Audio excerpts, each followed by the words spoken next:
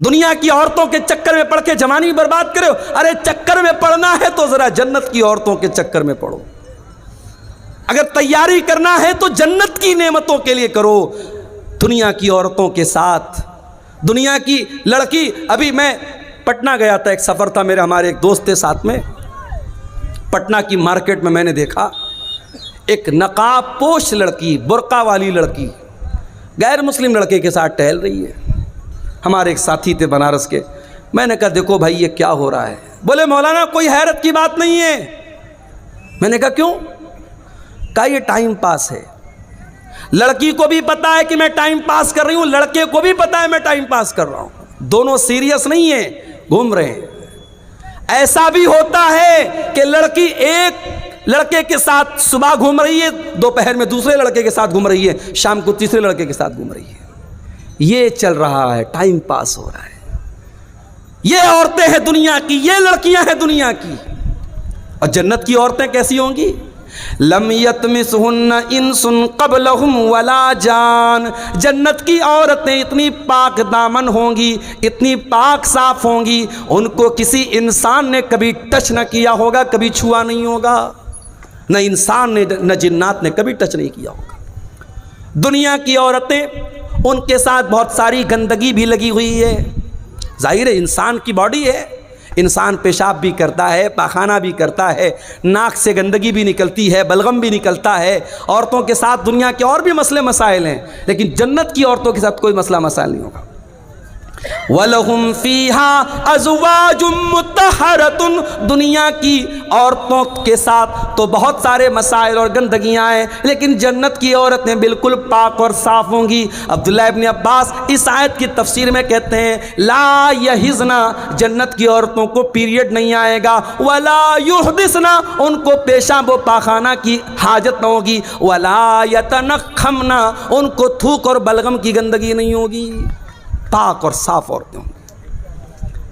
دنیا میں جو عورت دوپٹہ اوڑھتی ہے, اوڑھنی اوڑھتی ہے, پردہ کرتی ہے, سمجھ جاؤ کہ وہ جنتی عورت ہے, اس لیے کہ جنت کی عورت کے سر پر بھی دوپٹہ ہوگا. اللہ کے نبی فرماتے ہیں, بخاری اور مسلم کی روایت ہے, لو اطلعت الی الدنیا, اگر جنت کی عورت دنیا میں ایک مرتبہ جھانک دے, ایک نظر ڈال دے, ملأت ما بینہما ریحا, اس کی خوشبو سے زمین و آسمان بھر جائیں گے. اتنی بہترین خوشبو جنت کی عورت صرف ایک نظر جھانک دے دنیا میں, اس کے پرفیوم سے, اس کے فریگرنس سے, اس کی خوشبو سے, اس کے سینٹ سے دنیا بھر جائے گی. وَلَنَصِيفُهَا عَلَى رَاسِهَا خَيْرٌ مِّنَ الدُّنْيَا وَمَا فِيهَا. اور جنت کی عورت کے سر پر جو دوپٹہ ہوگا, اللہ اکبر, اللہ نے جنت کی عورت کے سوٹ کا ذکر نہیں کیا, اس کے گاؤن کا ذکر نہیں کیا, اس کے فراک کا ذکر نہیں کیا. اللہ کے نبی کہہ رہے جنت کی عورت کے سر پر جو دوپٹہ ہوگا, وہ دوپٹہ بھی دنیا اور دنیا کی تمام دولت سے بہتر ہوگا. آج میں منگل بازار میں کچھ مارکیٹنگ کرنے گیا, تو ہم لوگ تو بنارس کے لوگ ہیں نا, بنارس میں کپڑا بنتا ہے, تو ہم لوگ کپڑے کو ہاتھ لگا کے سمجھ جاتے ہیں کہ کپڑا کی کوالٹی کیا ہے. جو بنارس کے انصاری لوگ ہیں جن کو جلہا کہتے ہیں, تو وہ کپڑے کا کاروبار ہی کرتے, تو ان کو معلوم ہے کہ کپڑے کی کوالٹی کیا ہوتی ہے. ایک مرتبہ اللہ کے نبی کے پاس ریشم کا کپڑا آیا. ریشم کا کپڑا اس زمانے میں بھی بڑا قیمتی مانا جاتا تھا, آج بھی بہت قیمتی مانا جاتا ہے. بنارس میں آپ جائیں گے ساڑی کی مارکیٹ میں, 500 روپے کی ساڑی بھی ہے, 50,000 روپے کی بھی ساڑی ہے. 50,000 کی ساڑی میں کیا اسپیشل ہے, اس میں پیور ریشم ہے, پیور سلک ہے, اور اس میں اوریجنل سونے کی زری ہے, تو اس کی قیمت 50,000 روپیہ بھی ہے. بڑی بڑی بالی ووڈ کی جو ہیروئنوں ہوتی ہیں, ان کا جو لہنگا ہوتا ہے, جو ساڑی ہوتی ہے, بنارس سے تیار ہو کے جاتی ہے. تو اللہ کے رسول صلی اللہ علیہ وسلم کے پاس ریشم کا کوئی کپڑا آیا. اب صحابہ کرام عرب کے رہنے والے تھے, ریشم وہاں نہیں بنتا تھا, ریشم کا کپڑا نہیں ملتا تھا. موٹے موٹے کپڑے مکے میں پہنے جاتے تھے, ٹاٹ وغیرہ ٹائپ کے کپڑے, جوٹ وغیرہ کے کپڑے پہنے جاتے تھے. تو جب یہ ریشم کا کپڑا آیا تو صحابہ اس کو چھو کر کے کہنے لگے کہ کتنا سافٹ ہے, کتنا ملائم ہے, کتنا نرم ہے. صحابہ کرام کو بڑی حیرت ہونے لگی. اللہ کے پیارے نبی نے فرمایا اتعجبون من ھذا، اے میرے صحابہ تمہیں اس پر بڑا تعجب ہو رہا ہے، بڑا آشچر ہو رہا ہے، بڑی حیرت ہو رہی ہے۔ لمنادل سعد بن معاذ فی الجنت خیر من ھذا، اے میرے صحابہ جنت میں حضرت سعد بن معاذ کو جو ہینڈ کرچپ ملے گا، جو رومال ملے گا، جو دستی ملے گی، جو مندیل ملے گا، اے میرے صحابہ یہ دنیا کے ریشم کا کپڑا فیل ہے اس جنت کے رومال کے سامنے، اتنا سافٹ ہوگا حضرت سعد بن معاذ کا رومال۔ جب جنت کا رومال اتنا سافٹ ہوگا تو جنت کا کپڑا کتنا پیارا ہوگا۔ اللہ نے جب جنت کے کپڑے کا ذکر کیا تو فرمایا ثیاباً خضرا من سندس و استبرق، جنتیوں کے بدن پر ریشم کا کپڑا ہوگا، اور ریشم بھی دو ٹائپ کا ہوگا، ایک ریشم سندس ہوگا اور ایک ریشم استبرق ہوگا۔ سندس بولتے ہیں جو باریک ریشم ہوتا ہے، اور استبرق جو تھوڑا موٹا ریشم ہوتا ہے۔ میری ایک بچی کا نام سندس ہے، ایک بچی کا نام استبرق ہے، یہ قرآن کی انہی آیتوں کی روشنی میں میں نے رکھا ہے۔ سندس کے معنی بھی ریشم ہوتا ہے، استبرق کے معنی بھی ریشم ہوتا ہے۔ تو جنتیوں کا کپڑا اتنا عالی شان ہوگا۔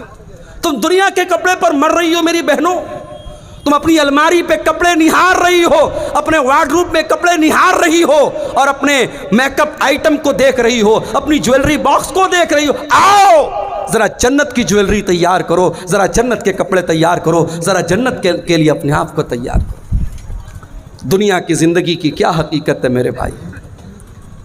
آگاہ اپنی موت سے کوئی بشر نہیں، آگاہ اپنی موت سے کوئی بشر نہیں، سامان 100 برس کا ہے پل کی خبر نہیں۔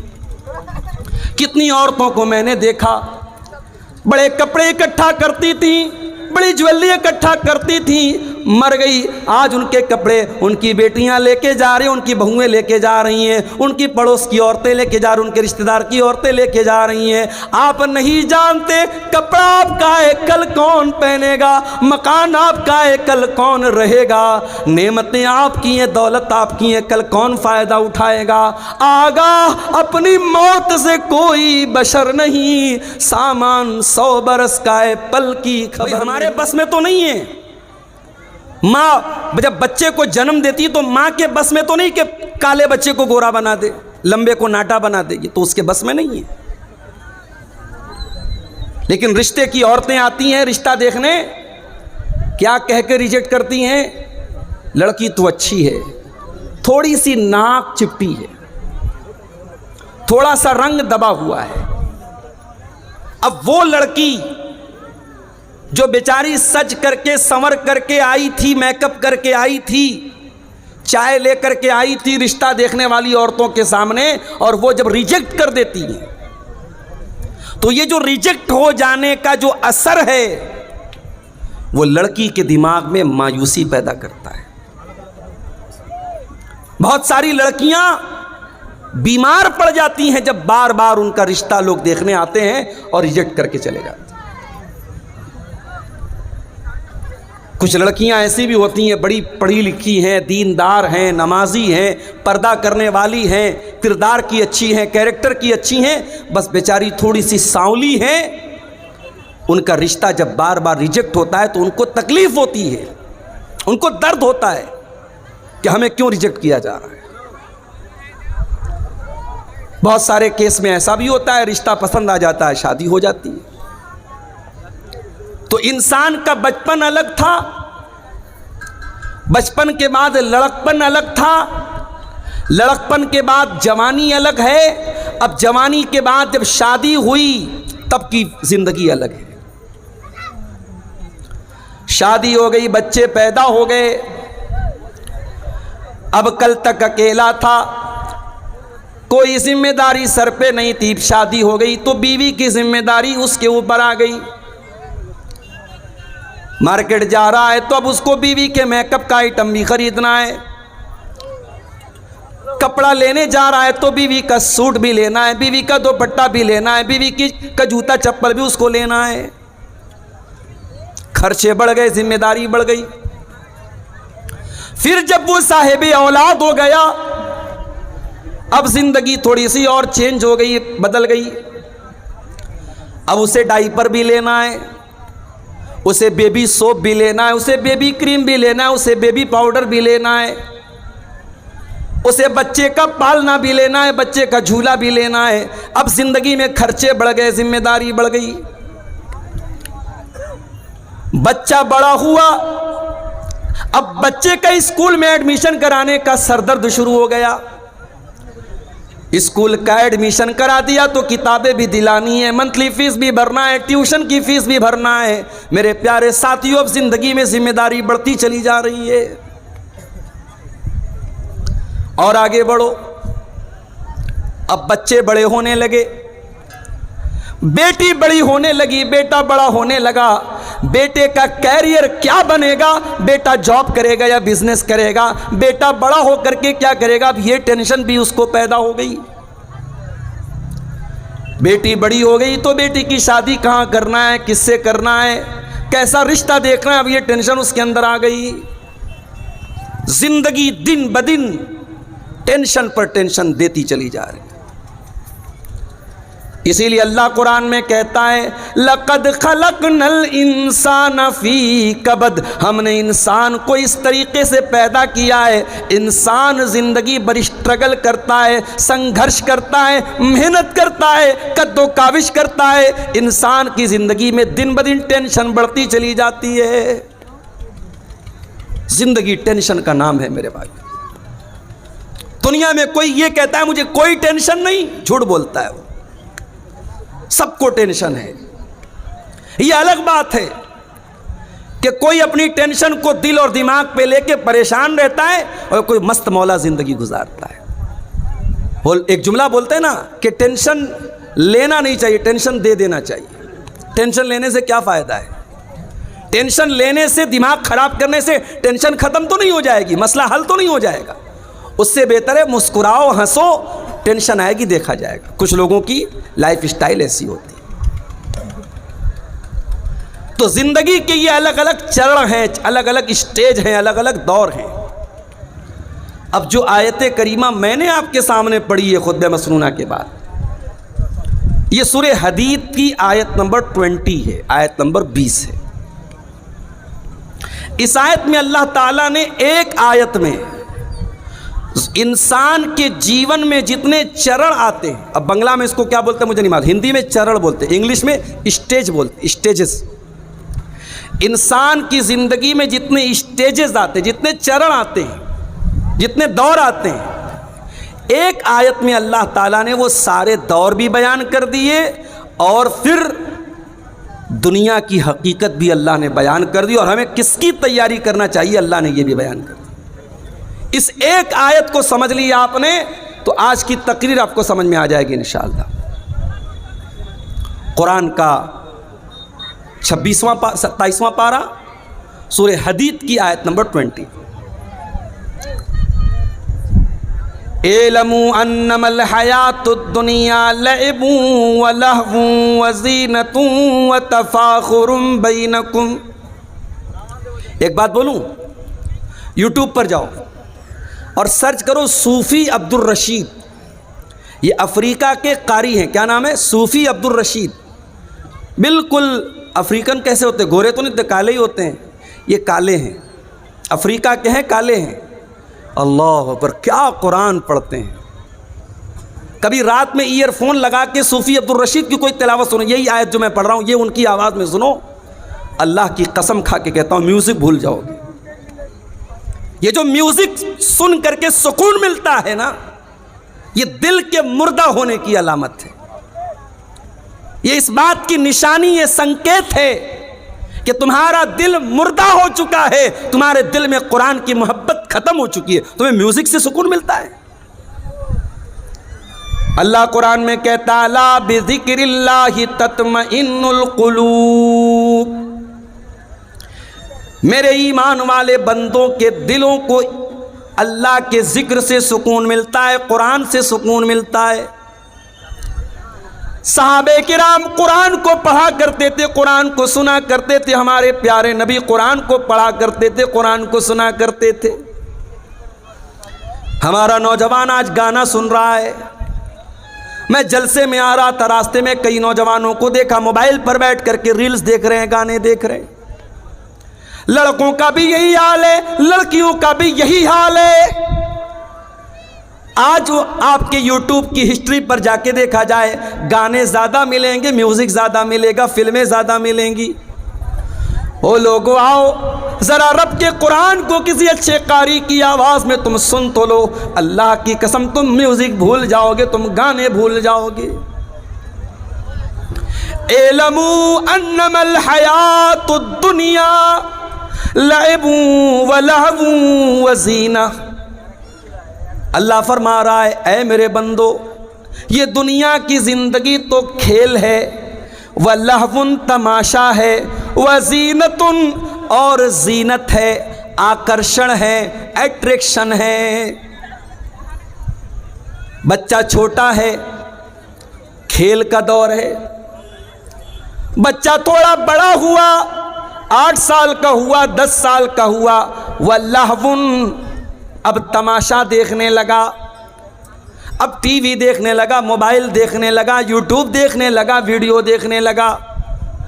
وَزِینَةٌ بچہ تھوڑا بڑا ہوا، لڑکی تھوڑی بڑی ہوئی، 15 سال کے ہو گئے، 16 سال کے ہو گئے. لڑکی آئینے کے سامنے کھڑی ہو کر کے میک اپ کرنے لگی، لڑکا اپنے سر پر، اپنے بال پر، اپنے چہرے پر محنت کرنے لگا، اپنی پسند کا کپڑا پہننے لگا، آئینے میں اپنے آپ کو نہارنے لگا، اپنی سیلفی لینے لگا، اپنے فوٹو کو فلٹر کر کر کے لینے لگا. وَزِینَةٌ انسان کی زندگی آکرشن ہے، آکرشن ہے، ایٹریکشن ہے، زینت ہے.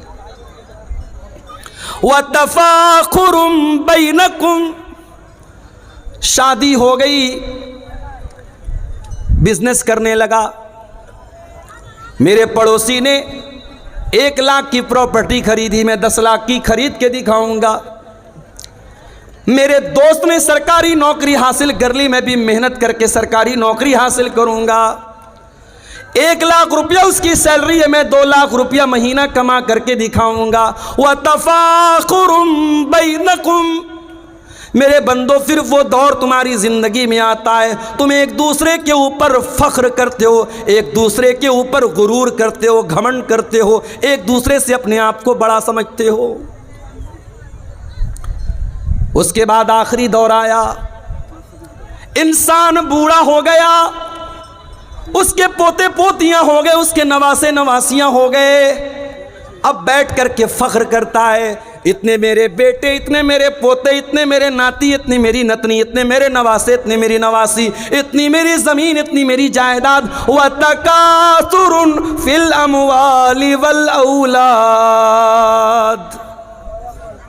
انسان کی زندگی کا یہ آخری دور ہے. خوب پیسہ ہو جائے، خوب اولاد ہو جائے. اولاد کی طلب بھی تو انسان کو ہوتی ہے نا. کچھ لوگ کہتے ہیں صاحب مجھے اللہ نے لڑکی دی ہے، مجھے لڑکے کی ضرورت نہیں ہے. ہو سکتا ہے کہ آپ کو اللہ نے لڑکی دی ہے، لڑکا نہیں ہے، آپ اپنی لڑکیوں پر خوش ہیں، یہ ہو سکتا ہے. مگر یہ کہنا کہ لڑکے کی ضرورت نہیں ہے، یہ غلط ہے. لڑکے کی ضرورت تو نبیوں کو بھی پڑی ہے. نبیوں نے اللہ سے بیٹا مانگا ہے. ابراہیم علیہ السلام کو دیکھو، بوڑھے ہو گئے، کوئی بیٹا ان کا نہیں ہے، باپ نے گھر سے نکال دیا ہے. اللہ کی توحید کی دعوت دے رہے، ساری دنیا ان کی دشمن بنی ہوئی ہے. ابراہیم علیہ السلام اللہ سے دعا کرتے ہیں، رب ہب لی من الصالحین، پروردگار مجھے نیک بیٹا عطا فرما. بیٹا مانگا. ہمارے نبی کو بھی اللہ نے بیٹا دیا.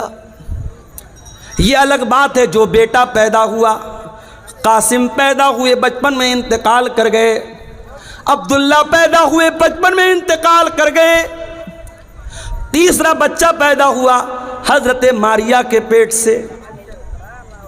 اللہ کے نبی نے بڑے شوق سے اپنے بچے کا نام ابراہیم رکھا. اپنے باپ، اپنے جد امجد حضرت ابراہیم علیہ السلام کے نام پر اپنے بچے کا نام رکھا. عقیقہ بھی کیا، آپ نے نام بھی رکھا اپنے بچے کا. عرب کے دستور کے مطابق آپ نے بچے کو دودھ پینے کے لیے دائی کے حوالے کر دیا، دیہات بھیج دیا۔ یہ الگ بات ہے، اللہ نے میرے نبی کی تقدیر میں یہ بھی لکھا تھا کہ اے میرے نبی، آپ کا کوئی بیٹا جوان نہیں ہو پائے گا، جوان نہیں ہونا ہے کسی بچے کو۔ تیسرا بیٹا پیدا ہوا ابراہیم۔ جب یہ بچہ 1.5 سال کا ہوا اور دیہات میں ایک آدمی کے گھر میں رہتا تھا، وہیں یہ بچہ دودھ پیتا تھا، وہیں رہتا تھا۔ بچہ بیمار ہو گیا، اللہ کے نبی کو بتایا گیا کہ آپ کا بیٹا بہت بیمار ہے۔ آپ صحابہ کرام کو لے کر کے پہنچے، آپ نے بچے کو گود میں لیا۔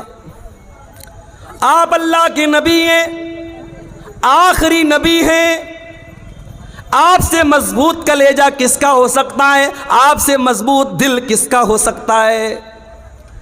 مگر اولاد کی محبت تو میرے نبی کے سینے میں بھی موجود تھی۔ آپ نے دیکھا میرا اکلوتا بیٹا آخری سانسیں لے رہا ہے، دم توڑ رہا ہے۔ اللہ کے پیارے نبی کی آنکھوں سے آنسو جاری ہو جاتے ہیں، آپ کی آنکھوں سے آنسو گرنے لگتے ہیں، اور صحابہ کرام اپنے نبی کو روتا ہوا دیکھ کر کے کہتے ہیں اللہ کے نبی یہ ہم کیا دیکھ رہے ہیں، آپ رو رہے ہیں، آپ کی آنکھوں سے آنسو بہہ رہے ہیں۔ آپ فرماتے حاذی رحمت جعلها اللہ فی قلوب عبادہ، اے میرے صحابہ یہ آنسو محمد الرسول اللہ کے آنسو نہیں ہیں، یہ ابراہیم کے ابا کے آنسو ہیں، یہ ابراہیم کے باپ کے آنسو ہیں، یہ ایک باپ کے آنسو ہیں جو محبت میں اپنے بیٹے کی جدائی میں نکل رہے ہیں، یہ ایک باپ کے دل سے نکلے ہوئے درد کے آنسو ہیں، رو رہے ہیں اللہ کے نبی۔ آج تو پیروں اور فقیروں کو لوگوں نے یہ درجہ دے دیا ہے، پیر صاحب کو اتنا پاور ہے کہ ایک آدمی تقریر میں بیان کر رہا ہے، ویڈیو موجود ہے فیس بک کے اوپر، آپ جا کے دیکھ سکتے ہیں کہ شیخ عبد القادر جیلانی کا مرید تھا، قبر میں پہنچا مرنے کے بعد، منکر نکیر آئے سوال پوچھنے کے لیے، جیسے ہی سوال پوچھا شیخ عبد القادر جیلانی کے مرید نے کہا تمہیں معلوم نہیں میں کس کا مرید ہوں؟ کہا کس کے مرید ہوں؟ کہا میں غوث اعظم کا مرید ہوں، میں شیخ عبد القادر جیلانی کا مرید ہوں۔ اتنا سننا تھا، منکر نکیر بھاگ گئے، بھائی تیرے سے کوئی سوال نہیں کرنا، تجھ سے کچھ نہیں پوچھنا، تجھ اتنی بڑی ہستی کا مرید ہے۔ یہ قصے گڑھنے والے، یہ کہانیاں گڑھنے والے، یہ کرامتیں گڑھنے والے یہ کیوں بھول جاتے ہیں کہ اللہ کے نبی سے بڑا کوئی انسان دنیا میں نہیں گزرا، آپ سے بڑے مرتبے والا کوئی نہیں گزرا، اور آپ کا یہ حال ہے، آپ کا اپنا بچہ ہے، آپ کے ہاتھوں میں دم توڑ رہا ہے اور آپ کچھ نہیں کر پا رہے ہیں۔ یہاں تو کتنے مردوں کو زندہ کر دیا شیخ عبد القادر جیلانی نے، یا میرے نبی اپنے بچے کو مرتا ہوا دیکھ کر کے رو رہے ہیں اور کچھ نہیں کر پا رہے۔ بیٹا مر جاتا ہے، محمد الرسول اللہ کی آنکھ سے آنسو نکلتے، اور آپ کیا کہتے ہیں؟ او لوگو، او میری پیاری ماں بہنوں، جب تمہارے کسی بچے کا اللہ نہ کرے کبھی اگر انتقال ہو جائے، تمہارا کوئی عزیز اگر مر جائے، کوئی رشتہ دار اگر مر جائے، کوئی قریبی اگر مر جائے، اور تمہیں رونے کا دل چاہے، تمہاری آنکھوں سے آنسو نکلے، تمہیں اپنی زبان سے کوئی لفظ نکالنے کا دل چاہے، تو ذرا اپنے نبی کا یہ نمونہ بھی دیکھ لینا۔ کیا فرمایا؟ ان العین تدمع والقلب یحزن ولا نقول الا ما یرضی ربنا، اے میرے بچے ابراہیم، تیرے جانے سے تیرے باپ کا دل غمگین ہے، تیرے باپ کی آنکھوں سے آنسو بہ رہے ہیں، تیرا باپ رو رہا ہے اے ابراہیم، لیکن تیرا باپ اپنی زبان سے کوئی ایسی بات نہیں نکالے گا جس سے اللہ ناراض ہو جائے۔ تو بیٹے کی خواہش تو سب کو ہوتی ہے میرے بھائی، نبیوں کو بھی ہوئی تھی۔ اللہ کہہ رہا ہے کہ زندگی کے یہ الگ الگ دور ہیں، ایک کھیل کا دور تھا، ایک تماشے کا دور تھا، ایک اٹریکشن کا دور تھا، ایک خوب پیسہ کمانے کا دور تھا، ایک دوسرے پر فخر کرنے کا دور تھا، اور پھر ایک آخری دور آیا کہ ڈھیر سارے بچے ہو گئے، بڑا خاندان ہو گیا، بڑی پراپرٹی بنا لی، بڑی زمین بنا لی۔ اب ذرا غور سے سننا سمریا والو، اب اللہ تعالیٰ دنیا کی ایک مثال بیان کر رہا ہے، کمثل غیث اعجب الکفار نباتہ۔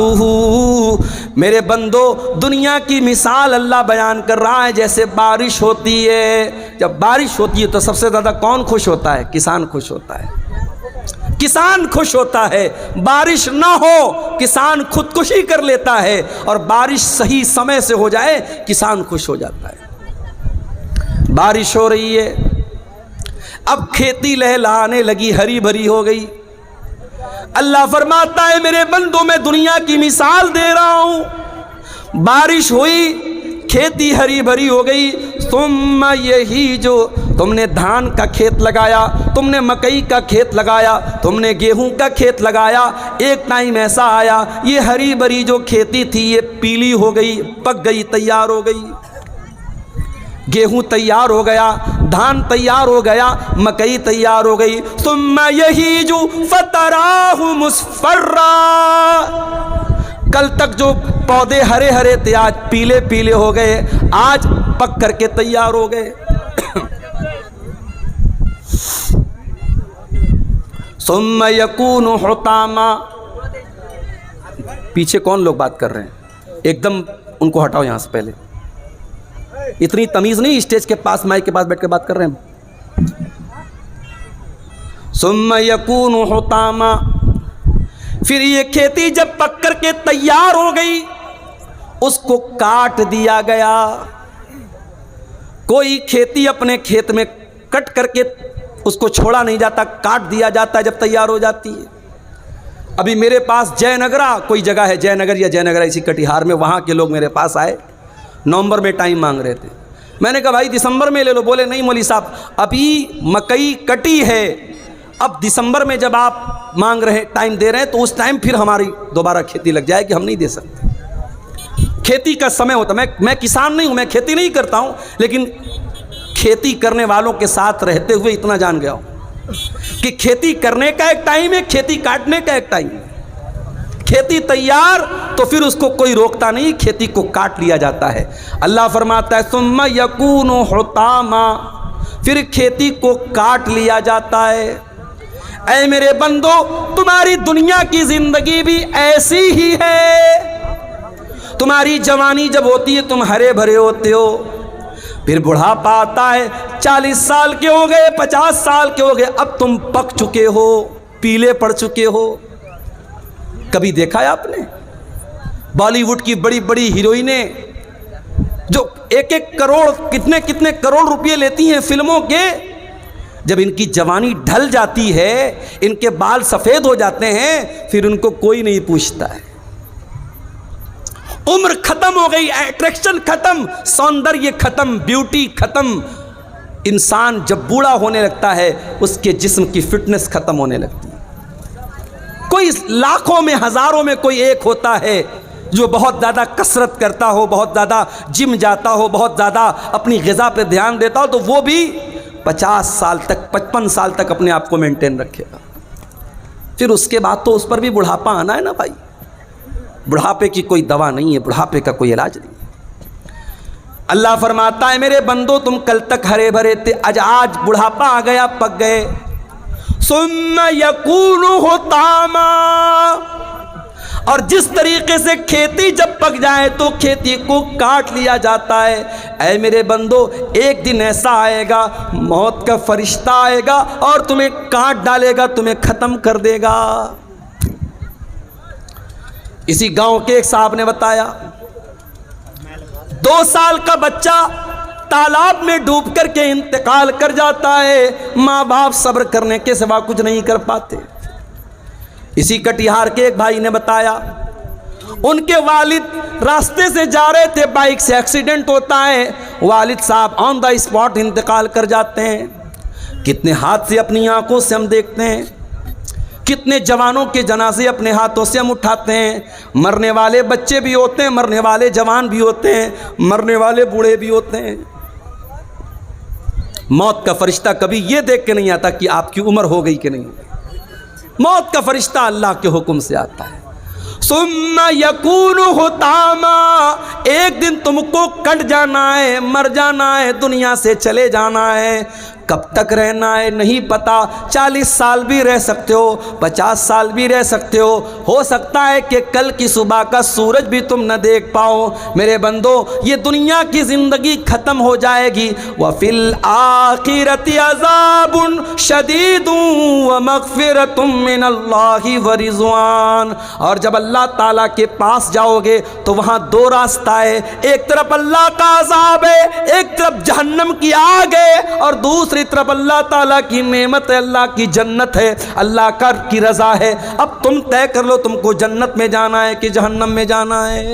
تم طے کر لو, تم ڈیسائیڈ کر لو, تم فائنل کر لو.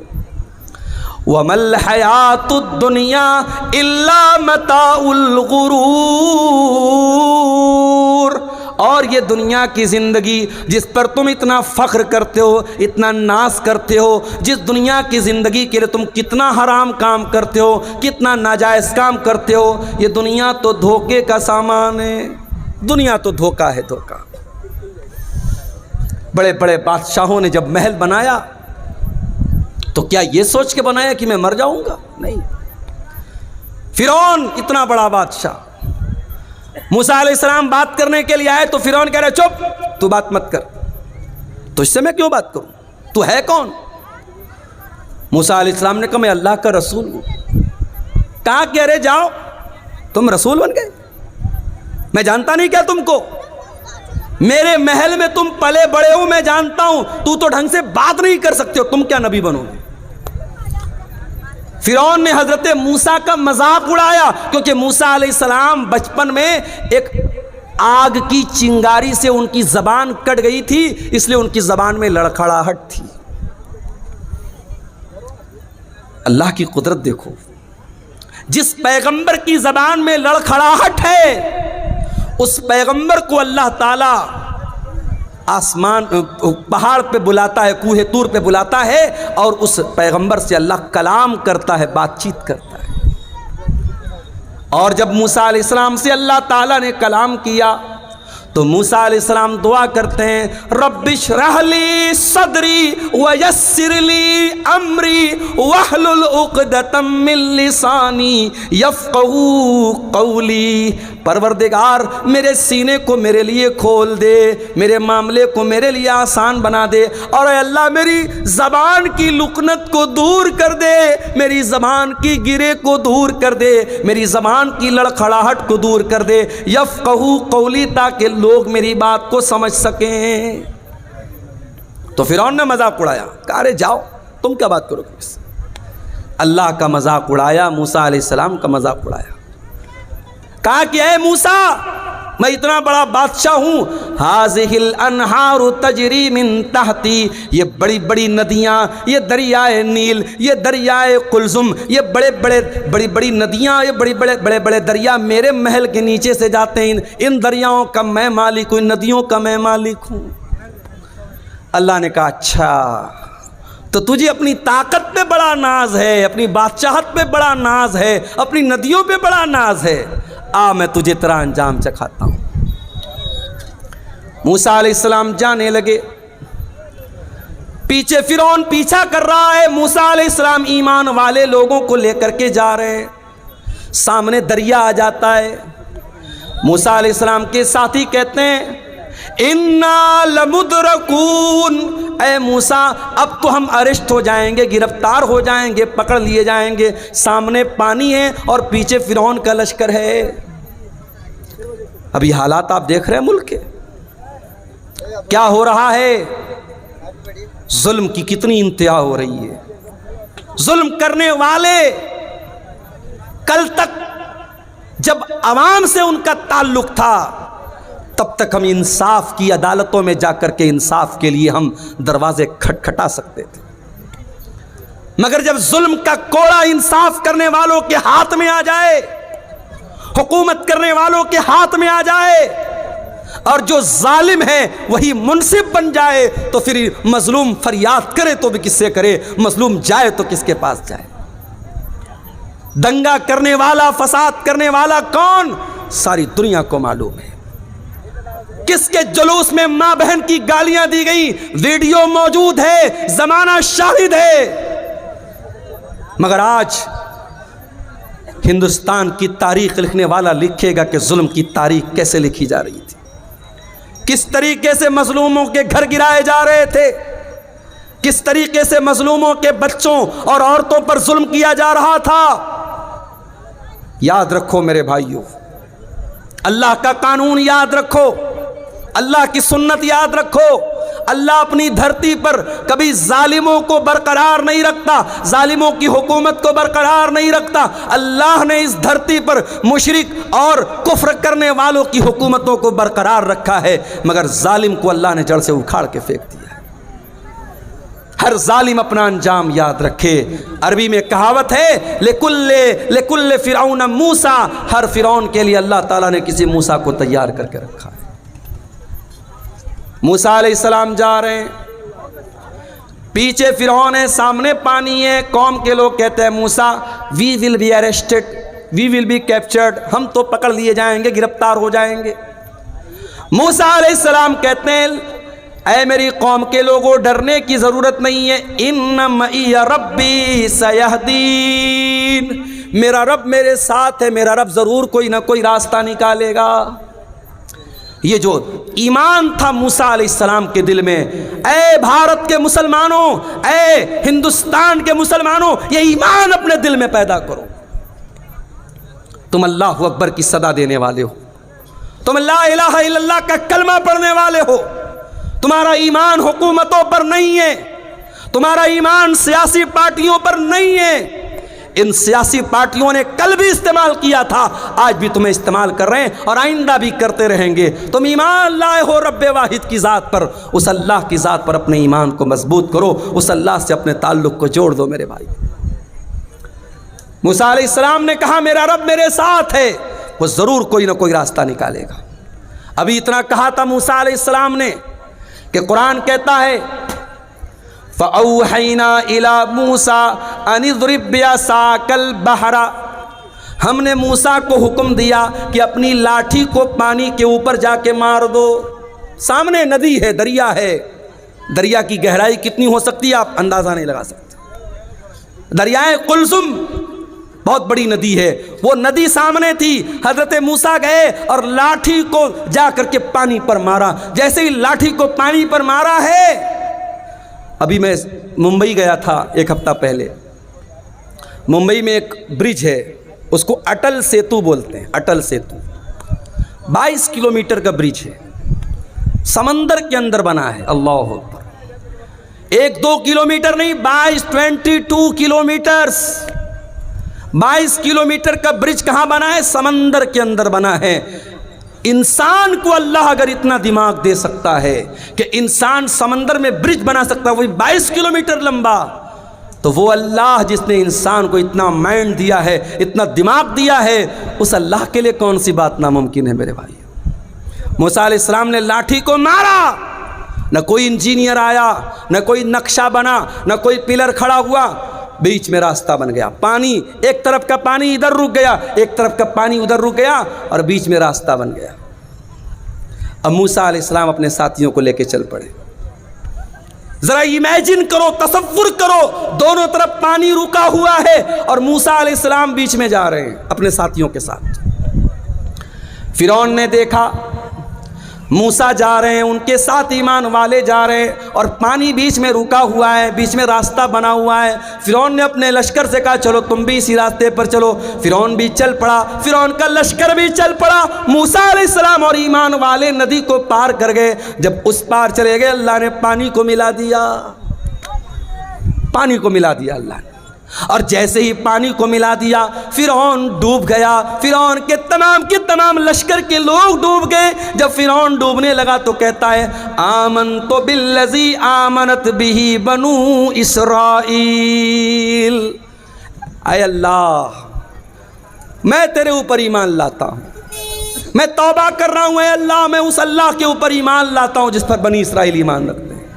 اللہ نے فرمایا الآن وقد عصیت من قبل، اے فرعون ساری زندگی تو گناہ کرتا رہا، ساری زندگی ایمان والوں کو ستاتا رہا، ساری زندگی موسیٰ علیہ السلام کو ستاتا رہا، آج جب موت کو سامنے دیکھا تو ایمان لا رہا ہے۔ اے فرعون آج تیرا ایمان ایکسپٹ نہیں کیا جائے گا۔ پتہ یہ چلا کہ موت سامنے دیکھنے کے بعد توبہ ایکسپٹ نہیں ہوگی، اس لیے موت کے آنے کے پہلے توبہ کرو۔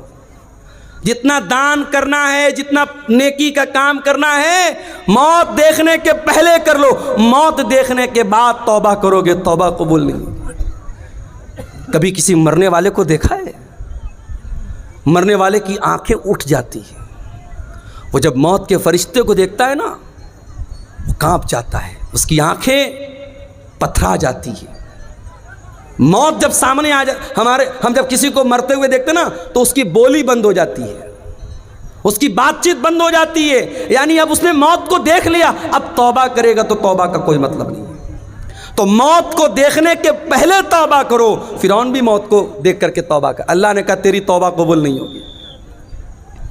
اتنے بڑے بڑے محل فرعون نے بنائے تھے، کتنے بڑے بڑے باغات تھے، کتنے بڑے بڑے محل تھے، ندیاں تھی، نہریں تھی، تالاب تھے، سوئمنگ پول تھے۔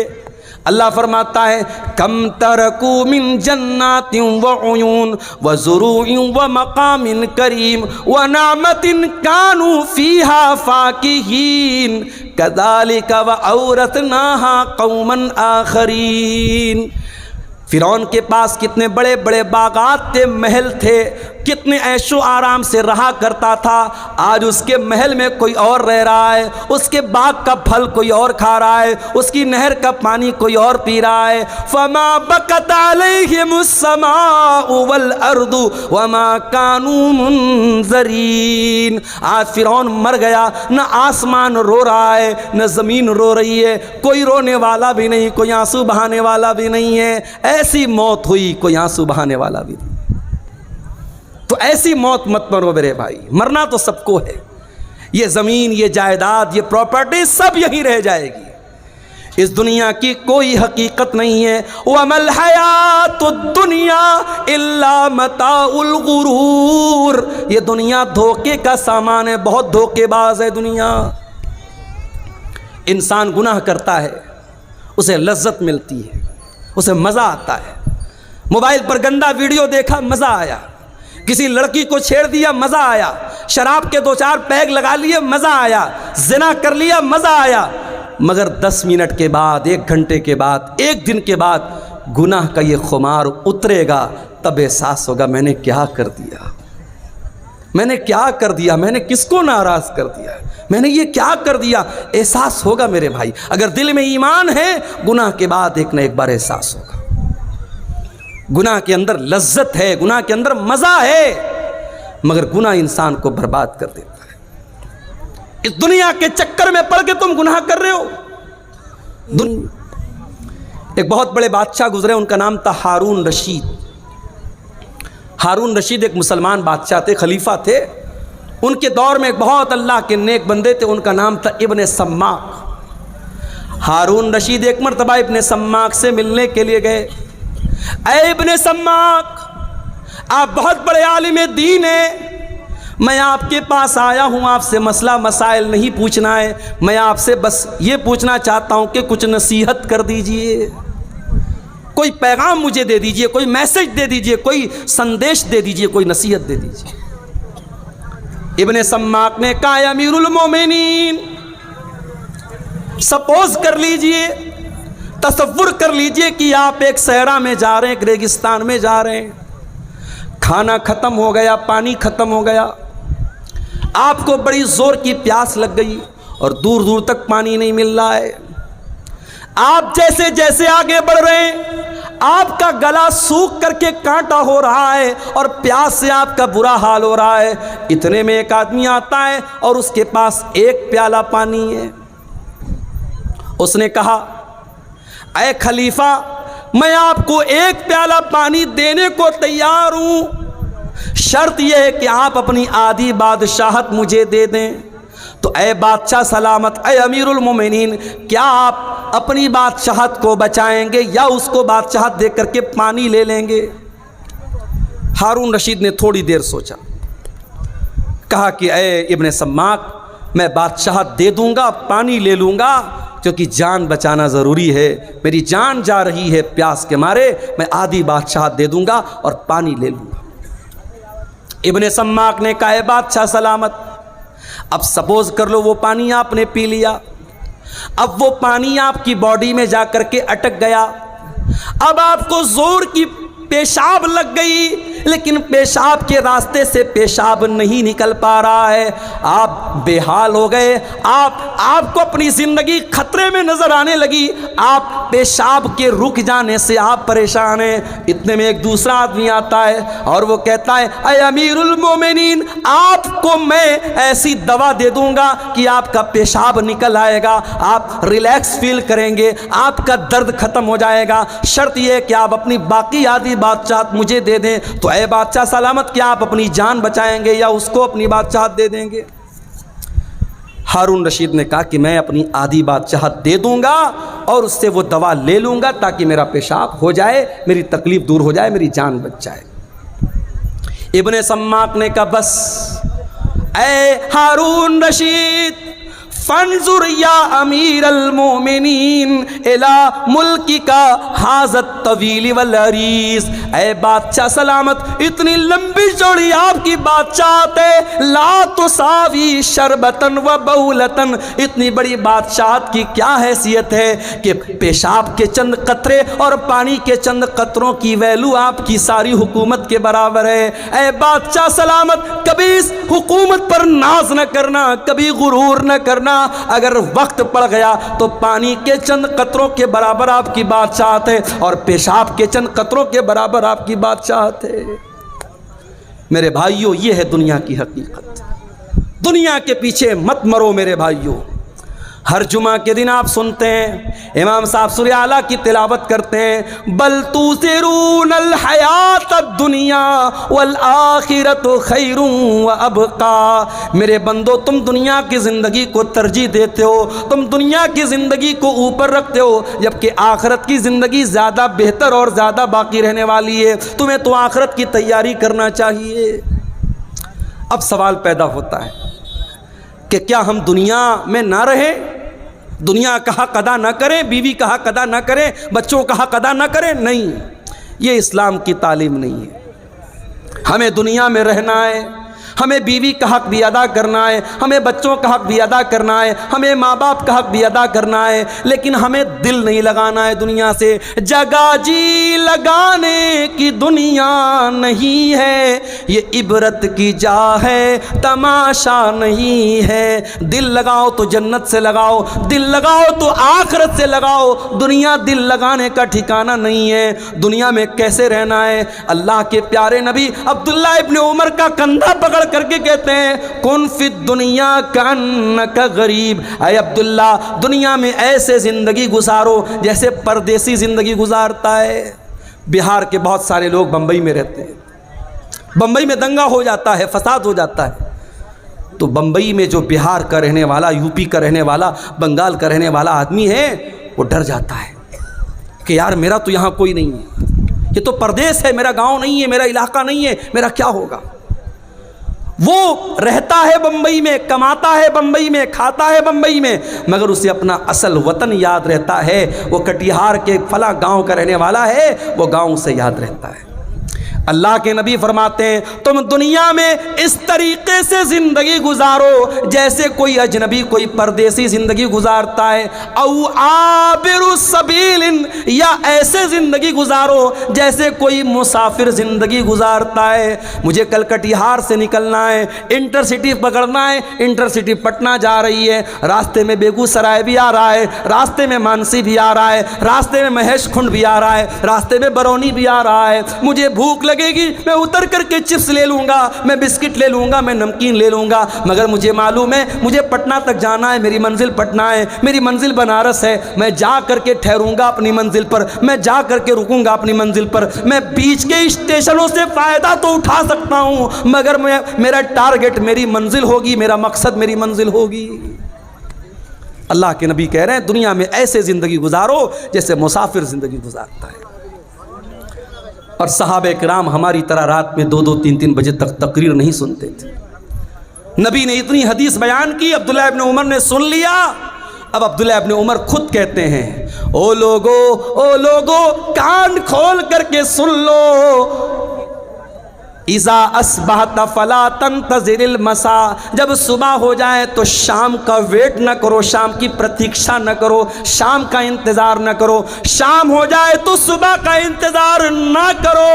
او میری پیاری ماں بہنوں, او میرے پیارے نوجوان ساتھیوں, جاؤ ذرا بستر پہ سونے کے پہلے یہ حدیث یاد کر لینا, یہ سوچ کر کے بستر پہ جانا, اے اللہ اگر آج کی رات میری زندگی کی آخری رات ہو گئی, اے اللہ سارے اعمال تو گناہوں سے بھرے ہیں, سارا رجسٹر تو گناہوں سے بھرا ہے, اے اللہ اگر اسی حال میں تیرے پاس چلا گیا, اے اللہ تو اسی حال میں تیرے پاس میں چلی گئی, اے اللہ میرا کیا بنے گا, میرا کیا حال بنے گا. میرے پیارے ساتھیوں, جب رات میں بستر پہ سونے جایا کرو تو یہ ایک بار سوچ لیا کرو. اللہ کے حضرت عبداللہ ابن عمر کہتے ہیں جب شام ہو جائے تو صبح کا انتظار مت کیا کرو, اور صبح ہو جائے تو شام کا انتظار مت کیا کرو. اور آگے فرماتے ہیں وَخُذْ مِنْ صِحَّتِكَ لِمَرَضِكَ, اور جب تمہاری تندرستی موجود ہے تو تم بیماری کے دن کی تیاری کر لو, اور اپنی زندگی میں موت کی تیاری کر لو, موت کی تیاری کر لو. ماشاءاللہ کٹیہار بڑی ترقی پر ہے. میں آج مارکیٹ میں گیا, ہمارے کچھ دوست لوگ بھی ساتھ میں تھے, کتنے بڑے بڑے ریسٹورنٹ بن گئے ہیں. اسٹیشن کے سامنے ایک چھوٹا سا ہوٹل تھا, بسم اللہ ہوٹل. آج گیا تو دیکھا بہت بڑا سا ریسٹورنٹ بنا ہے, اس کا نام ہے تندوری محل. بڑے بڑے ہوٹل کھل رہے ہیں کٹیہار میں. ابھی حیدرآباد میں گیا تھا, 1-2 مہینہ پہلے میرا سفر تھا, کچھ ساتھیوں کے ساتھ رات میں نکلا. میرا خیال ہے کہ رات کے 12 یا 1 بج رہے تھے. دوستوں نے کہا چلیے مولانا آپ کو چائے پلاتے. میں نے کہا یار 12-1 بج رہا ہے, چائے ملے گی؟ بولے چلیے آپ حیدرآباد میں ہیں. حیدرآباد میں چائے کی ایک بہت بڑی دکان ہے, نام نوٹ کر لو, کبھی جانا تو چائے پی لینا, نیلوفر ہوٹل. نیلوفر نام ہے, لڑکی کا نام نہیں بتا رہا ہوں, ہوٹل کا نام بتا رہا ہوں, نیلوفر. رات کے 1 بجے میں گیا ساتھیوں کے ساتھ. میں سوچا یار رات کا 1 بجا ہے, 2-4 لوگ وہاں ہوں گے. گیا تو وہ بھیڑ ہے, رش ہے, مردوں کا, عورتوں کا, لڑکوں کا, لڑکیوں کا, مسلمانوں کا علاقہ ہے, مسلم میجورٹی علاقہ ہے, اور رش بھرا پڑا ہے. تو اب حیدرآباد شہر ہے بھائی, کھانے پینے کا شہر ہے. اب کٹیہار میں بھی وہ چیزیں آ رہی ہیں, پورنیہ میں بھی وہ چیزیں آ رہی ہیں. ترقی پر ہے زمانہ, زمانہ ترقی پر تو ہے میرے پیارے ساتھیوں. لیکن یہ بات یاد رکھو, ترقی کا مطلب یہ نہیں ہے کہ آپ اپنے اللہ کو بھول جائیں.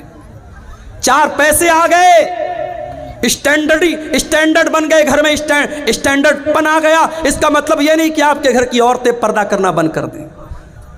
اسٹینڈرڈ بن گئے تو قرآن پڑھنا بند کر دو, ایسا نہیں ہے میرے بھائی. قبر کے اندر یہی قرآن آپ کے کام آئے گا. میں نہیں منع کرتا تم اپنے بچوں کو میڈیکل کی تعلیم دو, میں منع نہیں کرتا. اپنی بچیوں کو تم اعلیٰ تعلیم دو, میں منع نہیں کرتا. مگر واللہ میرا کلیجہ دکھتا ہے جب کٹیہار کے بڑے بڑے کالجوں میں مسلمان لڑکی چہرہ کھول کر کے بے پردگی کے ساتھ اپنے بوائے فرینڈ کے ساتھ, اپنے بیچ میٹ کے ساتھ, اپنے کلاس میٹ کے ساتھ گھوم رہی ہے, پارکوں میں گھوم رہی. تو تکلیف ہوتی ہے کہ یہ قوم تعلیم حاصل کر رہی ہے, اس قوم کی لڑکیاں تعلیم حاصل کر رہی ہیں یا بے حیائی کر رہی ہیں, بے پردگی کر رہی ہیں. حالات یہ ہیں, لڑکی 8-9 سال کی ہوتی ہے, لڑکا 10-12 سال کا ہوتا ہے. ابھی لڑکا بہت چھوٹا ہے, لڑکی بہت چھوٹی ہے, ابھی دنیا کی بہت ساری باتیں ان کو معلوم بھی نہیں ہے. مگر یوٹیوب نے ان کو سکھا دیا ہے, فیس بک نے ان کو سکھا دیا ہے, انسٹاگرام نے ان کو سکھا دیا ہے. 9-9 سال کی لڑکیوں کے بھی بوائے فرینڈ موجود ہیں, 10-12 سال کے لڑکوں کی گرل فرینڈ موجود ہیں. میں اسی سماج کی اور اسی معاشرے کی حقیقت آپ کو بتا رہا ہوں میرے بھائی.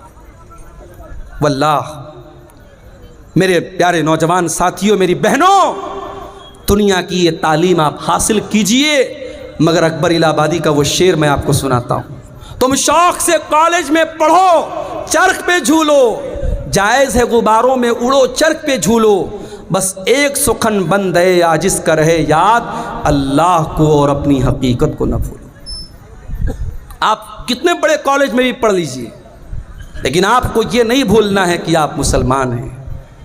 اللہ کی قسم، کرناٹک کی وہ لڑکی جو نقاب میں اسکول جا رہی تھی، کالج جا رہی تھی، اور دنگائیوں نے اور فسادیوں نے اس کو دیکھ کر کے نعرہ لگایا تھا، اور اس لڑکی نے جس کا نام مسکان تھا، اس نے نعرہ تکبیر کی صدا بلند کی تھی، اللہ اکبر کہا تھا، ساری دنیا کے مسلمانوں نے اس لڑکی پر فخر کیا تھا۔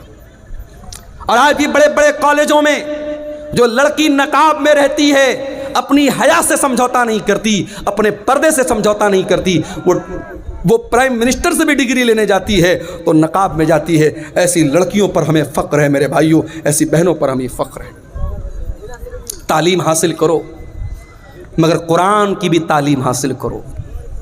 یہ مدرسے، یہ چھوٹے چھوٹے مدرسے آج سیمانچل میں ترس رہے ہیں، ان کا انفراسٹرکچر دیکھ لو۔ میں کتنے مدرسوں میں جا کے دیکھا میں نے کہ ٹین کا شیڈ لگا ہوا ہے اور کچی زمین ہے، بچے بیچارے اس پہ پڑھ رہے ہیں۔ کشن گنج میں ایک مدرسے میں گیا، بہترین تعلیم ہو رہی ہے، اچھی پڑھائی ہو رہی ہے، مگر انفراسٹرکچر نہیں ہے۔ یہ بڑے بڑے نیتا آتے ہیں ہمارے یہاں، ان منسٹروں سے، ان نیتاؤں سے، ان ایم پیز اور ایم ایل اے سے کہو کہ ان مدرسوں کو بھی تھوڑا دھیان دیں۔ آج کتنے مدرسے میرے بھائیوں، نہ ان کے پاس انفراسٹرکچر ہے، نہ ان کے پاس ٹیچروں کو دینے کی ڈھنگ کی سیلری ہے، بیچارے سال میں ایک جلسہ کرتے ہیں، اور جلسے میں بھی جو لوگ آتے ہیں تقریر سنتے ہیں، کتنے لاکھ روپے کا جلسے پہ خرچ ہو جاتا ہے، اور آخر میں جو بچت ہوتی ہے مدرسے والوں کو بہت تھوڑی سی بچت ہوتی ہے۔ یہ تکلیف کی بات ہے میرے بھائیوں، یہ درد کی بات ہے۔ ان مدرسوں میں پڑھنے والے، قرآن پڑھنے والے بچوں کو حقیر سمجھتے ہیں ہم، واللہ انہیں حقیر مت سمجھو۔ تم ڈاکٹر بن جاؤ، تم انجینئر بن جاؤ، تم آئی اے ایس آفیسر بن جاؤ، مبارک ہو تمہیں۔ یہ قرآن پڑھنے والے، یہ دبلے پتلے بچے، یہ پتلی دال پینے والے بچے، یہ بغیر چھلا ہوا آلو کھانے والے بچے، یہ جاگیر کا کھانا اپنی عزت اور خودداری کو کچل کر گھروں سے لے جا کے ٹفن لے کر کھانا لانے والے یہ بچے، انہیں حقیر مت سمجھو میرے بھائیوں۔ اللہ کے نبی فرماتے ہیں خیرکم من تعلم القرآن وعلمہ، تم میں سب سے بہترین انسان وہ ہے جو قرآن کو سیکھتا ہے اور قرآن کو سکھاتا ہے۔ قبر میں یہی قرآن آپ کے کام آئے گا۔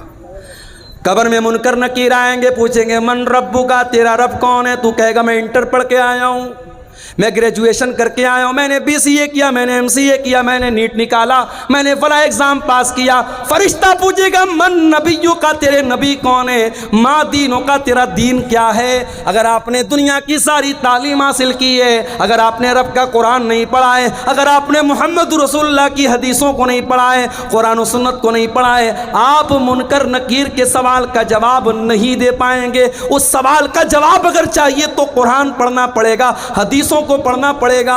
میرے بھائیوں، آج کا دور تو بہت اچھا دور ہے، آج آن لائن بھی آپ دین کی تعلیم حاصل کر سکتے ہیں۔ اپنی بہنوں سے کہنا چاہوں گا جو کالج میں پڑھتی ہیں، جو یونیورسٹی میں پڑھتی ہیں، اے میری پیاری بہنوں، آج ایسے کورس بھی ہو رہے ہیں، آن لائن کورس ہو رہا ہے۔ لاک ڈاؤن میں خود میں نے کئی کورس چلائے آن لائن، اور مجھے بڑے فخر کے ساتھ آج میں دبئی تک میرے اسٹوڈنٹ موجود ہیں۔ میرے پاس میسج آتا ہے مولانا صاحب میں آپ کا اسٹوڈنٹ ہوں۔ لڑکیوں کا، میری مسلمان بہنوں کا بھی کبھی کبھی فون آتا ہے، بڑی خوشی ہوتی ہے کہ جب وہ کہتی ہیں کہ میں نے آپ سے آن لائن کورس تعلیم حاصل کی تھی۔ آج مدرسے کی چار دیواری کے اندر بیٹھ کر کے دین کی تعلیم اگر دینا پاسبل ہے تو آن لائن بھی آپ تعلیم حاصل کر سکتے ہیں اور تعلیم دے سکتے ہیں۔ میرے پیارے ساتھیوں، دنیا کا جتنا علم حاصل کرنا ہے کر لو، مگر قبر میں جو کام آنے والا علم ہے وہ آخرت کا علم ہے، وہ قرآن و سنت کا علم ہے۔ اور اللہ تعالیٰ قرآن میں کہتا ہے یعلمون ظاہرا من الحیات الدنیا، میرے بہت سارے بندے ایسے ہیں جن کے پاس دنیا کی تو بہت نالج ہے لیکن آخرت کے معاملے میں غافل ہیں۔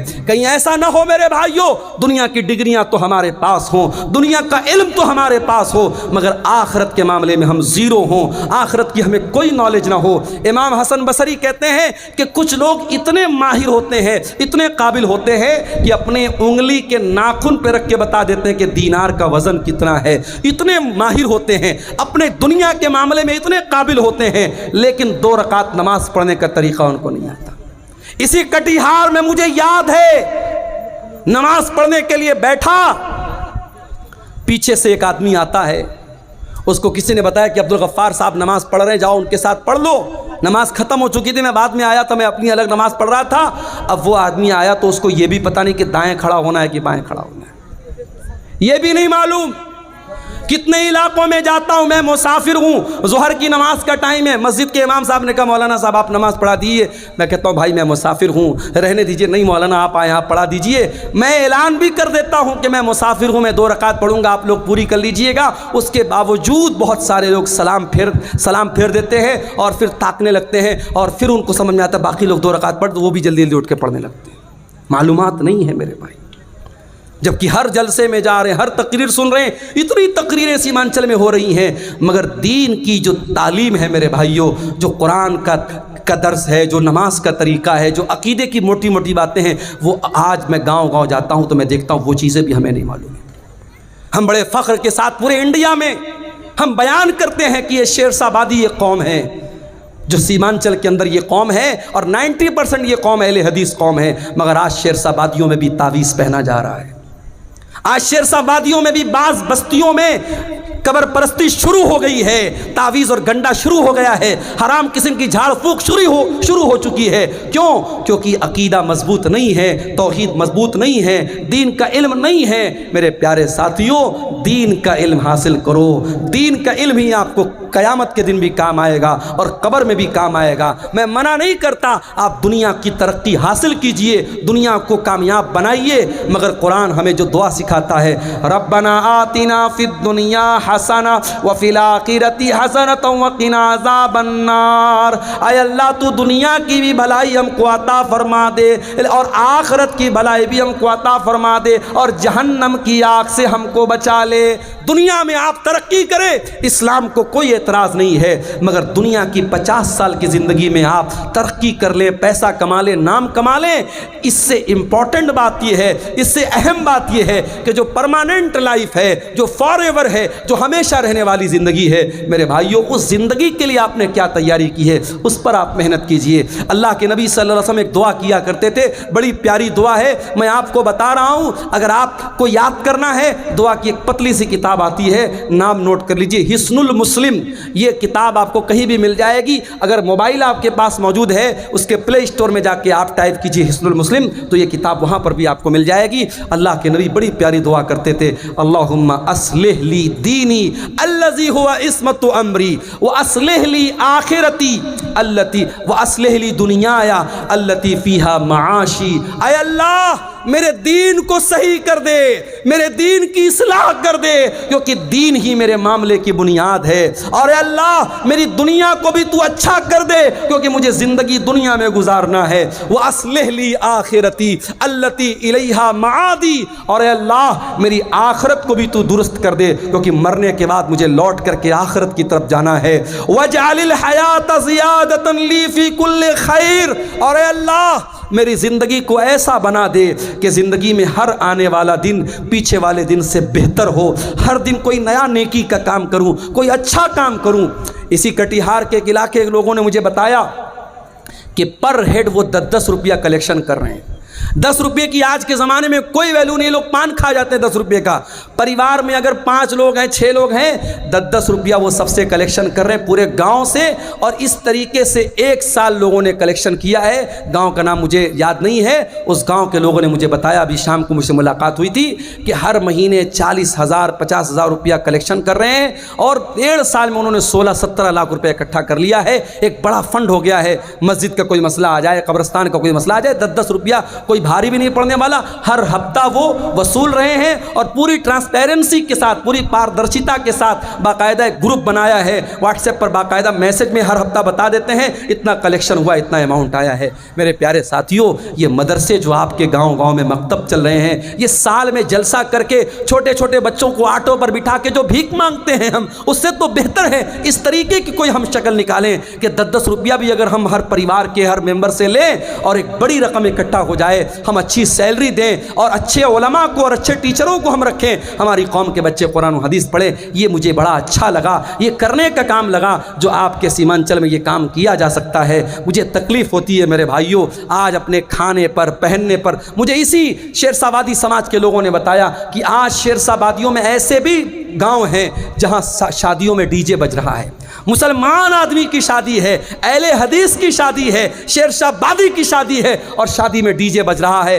باپ بھی بے شرم لوگوں کی طرح ناچ رہا ہے, ماں بھی بے شرم لوگوں کی طرح ناچ رہی ہے. یہ ناچ گانا ہو رہا ہے. میرے پیارے ساتھیوں, اللہ کا عذاب نہیں آئے گا تو کیا آئے گا؟ یہی وہ دور تھا. اللہ کے پیارے نبی نے بتایا تھا کہ میری امت پر وہ دور آئے گا, خسفن و قصفن و مسخن, میری امت کے لوگوں کو زمین میں دھسا دیا جائے گا, میری امت کے لوگوں پر آسمان سے پتھر برسیں گے, اور میری امت کے لوگوں کو سور اور بندر بنا دیا جائے گا. ایسا دور آئے گا. صحابہ نے کہا اللہ کے نبی ایسا دور کب آئے گا؟ آپ نے فرمایا اذا ظہرت القینات والمعازف, جب ناچنے گانے والیاں مسلمانوں کے گھروں میں آ جائیں گی, وشربت الخمور, اور مسلمان شراب پینے لگے گا. ارے شراب تو بہت ہلکی چیز ہو گئی. آج آپ کے کٹیہار اور کشن گنج کی رپورٹ میرے پاس موجود ہے. آج گانجا پی رہا ہے مسلمان کا بچہ, آج چرس کا نشہ کر رہا ہے مسلمان کا بچہ, آج ہیروئن کا نشہ کر رہا ہے مسلمان کا بچہ. آج یہ نشے ہماری قوم کو ڈبو رہے ہیں, ہماری قوم کے نوجوانوں کو برباد کر رہے ہیں. میرے پیارے ساتھیوں, اللہ کا عذاب اگر آ رہا ہے تو وجہ یہی ہے. میرے عزیزوں, تقریر کر لینا اور کرا لینا, جلسے کر لینا کرا لینا, یہ کمال نہیں ہے. کمال یہ ہے کہ ہم اپنے آپ کو جانچیں اور پرکھیں کہ ہمارا سماج کل کہاں تھا اور آج کہاں ہے. اگر رات بھر تقریر سننے کے بعد بھی فجر کی نماز میں ہمارے پاس نمازی نہیں ہے, اگر شراب کے اڈوں پر کوئی کمی نہیں آ رہی ہے, اگر عورتوں کی بے پردگی میں کوئی کمی نہیں آ رہی ہے, اگر دل میں اللہ کا ڈر پیدا نہیں ہو رہا ہے, تو معاف کیجیے, ہم فیل ہو رہے ہیں. ہماری ساری محنت بیکار ہو رہی ہے. ہمیں اس پر غور کرنے کی ضرورت ہے. اتنا بڑا سرمایہ سیمانچل میں ہزاروں جلسے ہو رہے ہیں, امت کا کیپٹل لگ رہا ہے, امت کا سرمایہ لگ رہا ہے. ان جلسوں سے ہم کیا حاصل کر رہے ہیں؟ ہماری قوم کیا حاصل کر رہی ہے؟ ہم اپنے اندر سدھار کر رہے ہیں کہ نہیں کر رہے ہیں؟ اپنے اندر پریورتن کر رہے ہیں کہ نہیں ہے؟ اس پر ہمیں غور کرنے کی ضرورت ہے. میرے عزیزوں, آج کا یہ جلسہ مسجد کے لیے جلسہ تھا. مجھ سے پہلے آپ نے علماء کی تقریریں بھی سنی, اور جو چندہ کرنے والے مولوی تھے ان کے ہاتھوں پر آپ نے چندہ دیا. جاتے جاتے بھی میری گزارش ہے کہ اللہ کے گھر میں آپ تعاون کر کے جائیے گا. ہمارے یہاں لوگ LIC لیتے ہیں. LIC کا ایک نعرہ ہے, جیون زندگی کے ساتھ بھی اور زندگی کے بعد بھی. میں آپ کو بتا دوں کہ مسجد میں آپ کا 10 روپیہ بھی لگا ہے, مسجد میں آپ کا 100 روپیہ بھی لگا ہے, تو یہ LIC کی جو پالیسی ہے نا, وہ تو دنیا میں آپ کے کام آئے گی. وہ بھی حرام طریقے سے پیسہ کما رہے ہیں آپ, LIC کا جو پیسہ ہے, لیکن یہ آپ جو پیسہ لگائے ہیں مسجد میں, یہ آپ کو آخرت میں کام آئے گا. اللہ کے نبی نے کچھ چیزوں کا ذکر کیا ہے جو مرنے کے بعد بھی انسان کے کام آتی ہیں. اس میں ایک چیز کیا ہے؟ او صدقۃ جاریۃ, ایسا صدقہ انسان کر کے جائے جو اس کے مرنے کے بعد بھی کنٹینیو جاری رہے. میرے عزیزوں, مسجد اور مدرسے کی عمارت میں لگنے والا آپ کا پیسہ صدقہ جاریہ ہے. آج ہم لوگ بڑے خوش ہوتے ہیں, صاحب مولانا مطیع الرحمان صاحب کے ذریعے مسجد بن رہی ہے, فلاں مولانا صاحب کے ذریعے مسجد بنی. کبھی آپ نے غور کیا یہ جتنے مشاری کا کام کرنے والے علماء ہیں, یہ اپنا پیسہ تو نہیں لگا رہے ہیں. یہ عرب کے کچھ لوگ ہیں, اللہ کے نیک بندے ہیں. کوئی اپنی ماں کے نام سے مسجد بنوا رہا ہے, کوئی اپنے باپ کے نام سے ٹیوب ویل لگوا رہا ہے, کوئی اپنے بھائی کے نام سے مدرسہ بنوا رہا ہے. جو جذبہ عرب کے لوگوں میں پیدا ہوا اور ہندوستان اور بہار, بنگال اور نیپال میں ان کے پیسے سے مسجد بن رہی ہے, تو وہ جذبہ کیا ہمارے اندر پیدا نہیں ہو سکتا؟ میرے پیارے ساتھیوں, وہ جذبہ یقیناً پیدا ہو سکتا ہے. وہ جذبہ پیدا کرو. ہم اپنے لیے جو بنائیں گے وہ یہیں رہ جائے گا, جو دنیا کے لیے امت کے لیے چھوڑ کے جائیں گے وہ انشاءاللہ آخرت میں ہمارے کام آئے گا. اس لیے جن کو اللہ نے نوازا ہے وہ اس طریقے کے نیکی کاموں میں بڑھ چڑھ کے حصہ لیں.